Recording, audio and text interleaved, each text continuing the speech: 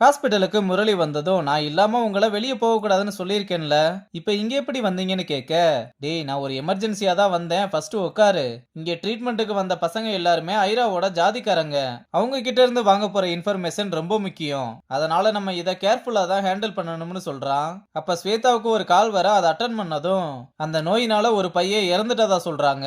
ஸ்வேதாவும் அவங்களோட ஃபேமிலிக்கு இன்ஃபார்ம் பண்ண சொல்லிட்டு அத பசங்க கிட்ட சொல்லி வருத்தப்பட, இந்த நோய்க்கு பர்மனண்டான சொல்யூஷன் எதுவும் இல்லையான்னு கேட்க, இப்ப வர எதுவுமே இல்லைன்னு சொன்னதும் சின்ன பசங்கன்னு கூட பார்க்காம இந்த ஐரா எவ்வளவு கொடூரமான வேலையை பார்த்துக்கிட்டு இருக்கான்னு சொல்ல, இது ஐரா தான் பண்ணிருக்கான்னு உறுதியா எப்படி சொல்றேன்னு கேட்டா, அது இப்ப தெரியும்னு இங்க ட்ரீட்மெண்ட்டுக்கு வந்தவங்கல்ல எந்த பையனோட கண்டிஷன் ரொம்ப மோசமா இருக்குன்னு கேட்க, அசோக்குன்ற பையனோட நிலைமை தான் இப்ப ரொம்ப கிரிட்டிக்கலா இருக்குன்னு சொல்றா. அப்ப அவனோட அம்மா கிட்ட தான் நம்ம ஃபர்ஸ்ட் பேசணும், அவங்கள வர சொல்லுன்னு சொல்லிட்டு முரளி யூனிஃபார்ம் போட்டிருக்கிறதுனால அவனை வெளியே வெயிட் பண்ண சொல்றான். அப்புறம் அவங்க அம்மா வந்ததும் உங்க பையனோட நிலைமை ரொம்ப மோசமா இருக்குன்னு சொல்ல, இத கேட்டதுமே அப்ப என் புள்ள பொழைக்க மாட்டானான்னு கேட்டு ரொம்ப அழுக, தீவிரமா ட்ரீட்மெண்ட் பண்ணணும், அதுக்கு நீங்க சில டீடைல்ஸ் எல்லாம் எங்க கிட்ட சொல்லணும்னு உங்க பையனுக்கு இந்த நோய் எப்படி வந்துச்சுன்னு கேட்க, அந்த அம்மாவும் எங்க ஜாதி சனத்துக்கு ஐரா சாமி மாதிரி, எங்களுக்கு சோறு போடுறதே அவர்தான். என் பையனும் அவனோட கூட்டாளிங்க எல்லாம் ஸ்கூல் முடிஞ்சதும் ஐராவோட மண்ணு குடோனுக்கு தான் வேலைக்கு போறாங்க. அங்க இருக்க மண்ணை சலிக்கிறது தான் அவங்களோட வேலைன்னு சொல்ல, அந்த சலிச்ச மண்ணை என்ன பண்ணுவாங்கன்னு கேட்டா, தெரியல சார், ஏதோ வெள்ளை கலர்ல எடுத்துட்டு போறதா சொல்லியிருக்கான்னு சொல்றாங்க.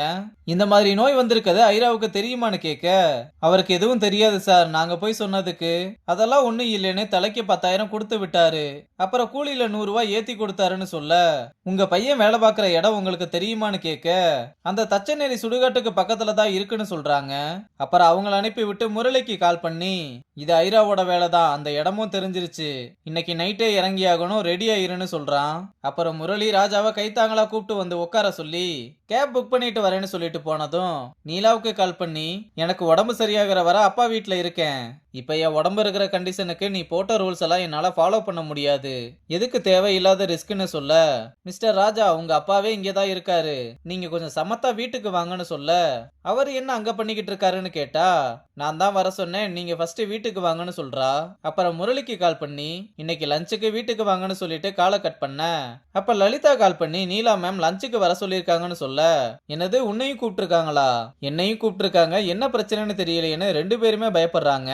அங்க கட் பண்ணா எல்லாரும் வீட்டுக்கு வந்ததும் சத்யா தாத்தா கிட்ட அப்பாவும் அம்மாவும் சேர்றதுக்கு காரணமே இவங்க 2 பேரு தான் சொல்லி மிஷின் மேட் பிளானுக்கு லலிதாவும் முரளியும் ஹெல்ப் பண்ண எல்லா விஷயத்தையும் சொல்ல, அடி தாய் கிழவி எல்லாத்தையுமே போட்டு விட்டேன்னு நீலா கிட்ட சாரி கேட்டு, உங்களை சேர்த்து வைக்கணும்ன்ற நல்ல எண்ணத்துல தான் அப்படி பண்ணோம்னு சொல்ல, நான் உங்களை வர சொன்னதே உங்ககிட்ட மன்னிப்பு கேட்கதான், நீங்க எங்களுக்காகவும் சத்யாக்காகவும் நிறைய பண்ணிருக்கீங்க, ஏதோ அப்ப இருந்த கோவத்துல உங்ககிட்ட ஹார்ஸா பிஹேவ் பண்ணிட்டேன்னு சாரி கேக்குறா. அப்புறம் எல்லாரும் சந்தோஷமா பேசிக்கிட்டே லஞ்ச் சாப்பிடுறாங்க. அப்புறம் முரளியும் லலிதாவும் பைக்ல போய்கிட்டு இருக்கும்போது ராஜா சாரியும் நீலா மேமையும் சேர்த்து வைக்க, நம்ம அவங்களுக்கு தெரியாம எல்லா விஷயத்தையும் மறைச்சு பண்ணதெல்லாம் மனசுல உறுத்திக்கிட்டே இருந்துச்சு, நம்ம நோக்கம் சரியா இருந்தாலும் அவங்கள ஏமாத்துறோமோன்னு ஒரு பாரம் இருந்துகிட்டே இருந்தது. ஆனா இப்பதான் ரொம்ப ஃப்ரீயா இருக்கேன். ராஜா சாருக்கும் நீலா மேமுக்கும் இருக்க பியூட்டியே 2 பேருமே உண்மையா இருந்ததுதான். அந்த விஷயத்துல நமக்குள்ள எப்படின்னு கேட்க, நம்ம பையன் என்னதான் லலிதாவுக்கு உண்மையா இருந்தாலும் அவ உண்மையான போலீஸ் இல்லைன்ற விஷயத்த இன்னும் சொல்லாததுனால அவகிட்ட எதுவுமே சொல்லாம அமைதியா போறான். இங்க ஐரா ஜப்பான்காரங்கிட்ட சாரி கொரியாக்காரங்கிட்ட, இதுதான் நம்ம கோட்டை எப்படி இருக்கு, இன்னும் கொஞ்ச நாள்ல என்டையர் சவுத் கொரியாவும் இந்த பிளேஸ பத்தி தான் பேசுவாங்கன்னு சொல்லிட்டு மினரல்ஸோட சாம்பிளை கொடுக்க, நான் இதை டெஸ்ட் பண்ணி குவாலிட்டி எப்படி இருக்குன்னு பார்த்துட்டு அப்புறம் நம்மளோட பிசினஸ பத்தி பேசுவோம்னு சொல்ல, டேய் கிம்மு நான் எல்லா டெஸ்டையுமே ஆல்ரெடி பண்ணிட்டேன், இதெல்லாம் தங்கத்துக்கு நிகரானதுன்னு சொல்றான். அப்புறம் நைட் ஆனதும் முரளி ஐராவோட கோட்டைக்குள்ள வந்து யாருக்கும் தெரியாம எல்லாத்துல இருந்தும் சாம்பிளை எடுத்துட்டு ராஜாவுக்கு கால் பண்ணி சாம்பிளை கலெக்ட் பண்ணிட்டேன்னு இன்ஃபர்மேஷன் கொடுக்க, லேபாளுங்க ஸ்டேஷன்ல வெயிட் பண்ணுவாங்க, அவங்க கிட்ட சாம்பிள்ஸ் எல்லாத்தையுமே கொடுத்துருன்னு சொல்றான். முரளியும் ஸ்டேஷனுக்கு வந்து சாம்பிள்ஸை கொடுத்து கொஞ்சம் வேகமா ரிப்போர்ட்டை ரெடி பண்ணுங்கன்னு சொல்ல, அவரும் சரின்னு சொல்லிட்டு கிளம்புறாரு. அப்ப லலிதா கால் பண்ணி கோவிலுக்கு வர சொல்ல, முரளியும் அங்க போய் சாமியெல்லாம் கும்பிட்டு வெளியே வர, உனக்கு நம்ம கல்யாணம் எப்படி நடக்கணும்னு ஏதாவது ட்ரீம் இருக்கான்னு கேட்க, எனக்கெல்லாம் கல்யாணம்னு ஒண்ணு நடக்கிறதே ட்ரீம் தான்னு சொல்றான்.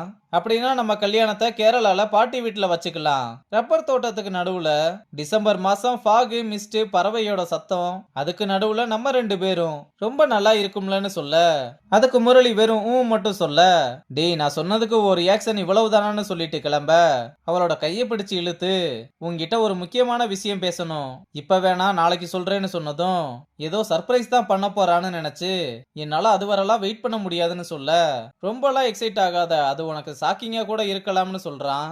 இத கேட்டதும் மூட் அப்செட் ஆகி அட போடான்னு சொல்லிட்டு கிளம்பிடுறா.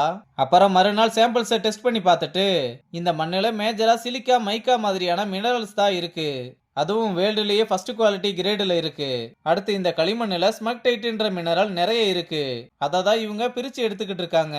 இது சாதாரண வீடு கட்டுற மண்ணு மட்டும் இல்ல, கண்ணாடியில இருந்து சூப்பர் கம்ப்யூட்டர் வர தயாரிக்க முடியும். குறிப்பா இந்த மினரல்ஸ் எல்லாத்தையும் வச்சு பார்க்கும்போது காஸ்மெட்டிக் இண்டஸ்ட்ரியில தான் அதிகமா யூஸ் பண்ணுவாங்கன்னு சொன்னதும், அப்ப வந்தது ஜப்பான்காரன் இல்ல, கொரியாக்காரன். இந்த மினரல்ஸ் காஸ்மெட்டிக் தியரி எல்லாம் ஒரே லைன்ல கனெக்ட் ஆகுது. இந்த ஐரா ஏதோ பெருசா வேலை பார்த்துக்கிட்டு இருக்கான்னு சொல்றதோட இந்த எபிசோட முடிச்சிருக்காங்க.